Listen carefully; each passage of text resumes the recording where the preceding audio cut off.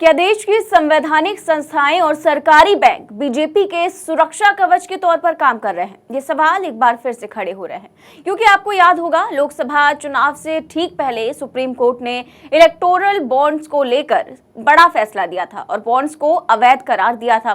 Supreme court ने चुनावी bond योजना को असंवैधानिक करार देते हुए राजनीतिक पार्टियों को इलेक्टोरल बॉन्ड से मिलने वाले चंदे के बारे में जानकारी साझा करने का निर्देश दिया था। एसबीआई को आदेश दिया गया था कि किस पार्टी को किसने कितना चंदा दिया है, इसकी जानकारी इलेक्शन कमीशन को दी जाए और उसके बाद वो जानकारी इलेक्शन कमीशन की वेबसाइट पर डाली जाएगी, यानी कि सार्वजनिक की जाएगी। इसके लिए कोर्ट ने 6 मार्च 2024 तक का समय बैंक को दिया था। अब बता दें कि जब कुछ दिन पहले ही ये जानकारी सामने आई थी कि 30 से ज्यादा ऐसी कंपनियां हैं जिस पर ईडी, सीबीआई आदि जांच एजेंसियों द्वारा कार्रवाई की गई और बाद में उन्हीं कंपनियों ने बीजेपी को चंदा दिया। तो ये जानकारी सामने आते ही हड़कंप मच गया था। ऐसे में पूरी जानकारी अगर चुनाव से पहले सामने आ जाती है तो बीजेपी की पोल खुल जाती। इसीलिए एसबीआई ने नया गेम खेल दिया है। इसको लेकर उन्होंने सुप्रीम कोर्ट का दरवाजा खटखटाया है और एसबीआई ने समय सीमा बढ़ाने का आग्रह किया है। जी हाँ, एसबीआई ने सुप्रीम कोर्ट में अर्जी दाखिल करके चुनाव आयोग को चुनावी बॉन्ड के संबंध में जानकारी देने के लिए 30 जून 2024 तक का समय बढ़ाने की मांग की है। खबर देखिए आज तक की। खबर में लिखा है कि इलेक्टोरल बॉन्ड की जानकारी देने के लिए एसबीआई ने मांगी 30 जून तक की मोहलत। एससी ने तय की थी डेडलाइन। तो सुप्रीम कोर्ट ने डेडलाइन अभी 6 मार्च तक की तय की थी, लेकिन 30 जून तक का समय मांगा गया है। अब 30 जून आप समझ ही सकते हैं इसलिए मांगा गया है क्योंकि उस वक्त तक लोकसभा चुनाव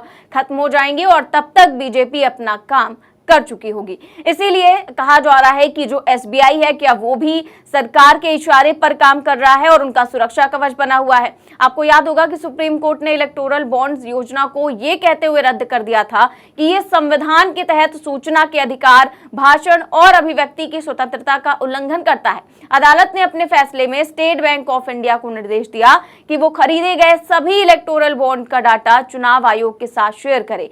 साथ ही बॉन्ड खरीदने की तारीख, बॉन्ड खरीदने वाले का नाम और उसकी वैल्यू, इस सभी डेटा बैंक को चुनाव आयोग को 12 अप्रैल 2019 से अब तक खरीदे गए सभी बॉन्ड का विवरण साझा करना होगा।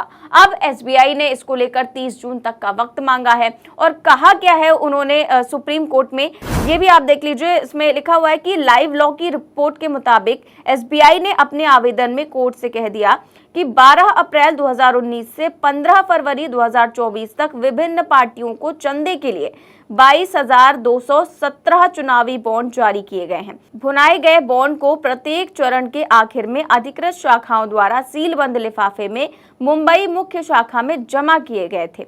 एसबीआई ने कहा कि दोनों सूचना साइलों की जानकारी इकट्ठा करने के लिए 44,434 सेटों को डिकोड करना होगा। ऐसे में सुप्रीम कोर्ट द्वारा तय 3 हफ्ते का समय पूरे प्रोसेस के लिए पर्याप्त नहीं है। अब एसबीआई द्वारा समय मांगे जाने पर राजनीति भी गर्मा गई है। तमाम जो विपक्षी नेता हैं इसको लेकर निशाना साध रहे हैं। कांग्रेस नेता राहुल गांधी ने भी इससे लेकर ट्वीट किया है और उन्होंने कहा कि नरेंद्र मोदी ने चंदे के धंधे को छुपाने के लिए पूरी ताकत झोंक दी है।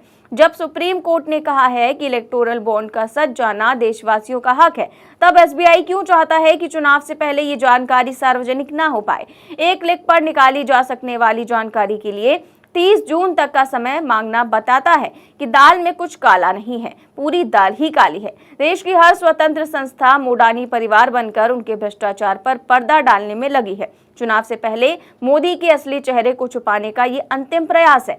तो ये राहुल गांधी ने ट्वीट किया है और इसके अलावा आम आदमी पार्टी के सौरभ भारद्वाज ने लिखा कि इस दौर में जब सब कुछ कंप्यूटराइज्ड हो गया है तब भी एसबीआई को उन कुछ मुट्ठी भर कॉर्पोरेट्स की जानकारी देने के लिए 4 महीने और चाहिए जिन्होंने राजनीतिक दलों, मुख्य तौर पर भाजपा को पैसा दिया था। वहीं सुप्रिया श्रीनेत ने भी इसे लेकर वीडियो जारी किया है और क्या कुछ कहा है, वीडियो देखिए। 15 फरवरी 2024 को जब इस देश के उच्चतम न्यायालय ने ये ऑर्डर पारित किया कि इलेक्टोरल बॉन्ड को बैन किया जाता है, तो उसके साथ एक और ऑर्डर दिया गया।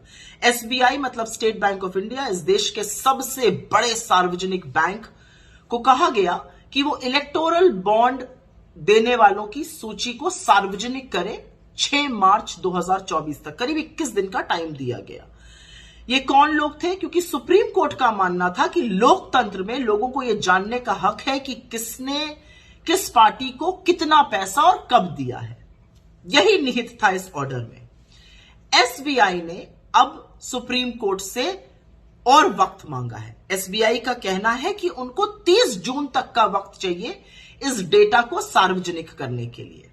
विडंबना यह है कि एसबीआई, जिसके 48 करोड़ से ज्यादा अकाउंट्स हैं, जिसकी करीब 66,000 एटीएम्स हैं, जिसकी करीब 23,000 ब्रांचेस हैं, उस एसबीआई को मात्र और मात्र 22,217 इलेक्टोरल बॉन्ड का विवरण देने के लिए 136 दिन और चाहिए। यह कितनी बड़ी विडंबना है, क्योंकि डिजिटल करते हुए भारत में यह तो एक क्लिक पर हो जाना चाहिए। यह डेटा रेडिली अवेलेबल है, लेकिन उसके बावजूद भी एसबीआई उसको सार्वजनिक क्यों नहीं करना चाहता है? क्यों चुनाव के बाद सार्वजनिक करने की सारी कवायद की जा रही है? इसका जवाब तो एसबीआई और सरकार ही दे पाएगी।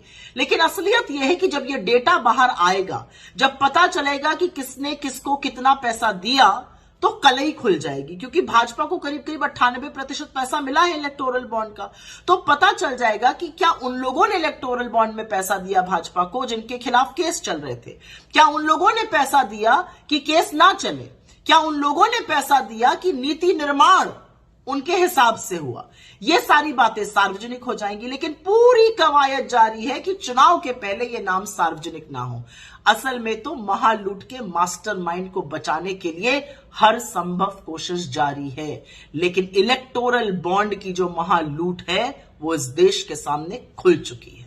तो विपक्षी नेता सवाल उठा रहे हैं कि जब एक क्लिक पर सारी जानकारी सामने आ सकती है, तो एसबीआई बड़े आराम से सारी जानकारियां कुछ ही वक्त में दे सकता है, तो 4 महीने की मोहलत आखिर क्यों मांगी गई है? इससे साफ जाहिर होता है कि बीजेपी के चुनावी चंदे को छुपाने के लिए सरकारी बैंक पूरा जोर लगा रहे हैं, एक सुरक्षा कवच बन गया है। और आप तो देख ही रहे हैं कि आजकल सरकारी एजेंसियां हो, सरकारी बैंक हो या कोई भी सरकारी संस्था हो, वो पूरी तरह से मोदी सरकार की सुरक्षा कवच बनी हुई है और उनके हर घपले को, हर घोटाले को छुपाने के लिए पूरा प्रयास किया जा रहा है, ताकि बीजेपी का कोई भी घोटाला देश के सामने ना आ पाए। और जब घोटाले सामने आ भी जाते हैं तो भी उनका कुछ नहीं हो पाता है। लेकिन आखिरकार जो बीजेपी है वो इसको छुपाने में क्यों लगी हुई है? आखिर क्यों ये सच जो है वो देशवासियों से छुपाया जा रहा है? क्यों एसबीआई पूरा जोर लगा रहा है कि ये जो सारा सच है वो चुनाव के बाद सामने आए, जब सारा का सारा खेल हो चुका हो? फिलहाल आपकी इस खबर पर क्या राय है, हमें कमेंट बॉक्स में जरूर बताएं। चैनल को सब्सक्राइब करें और ज्वाइन भी करें। नमस्कार।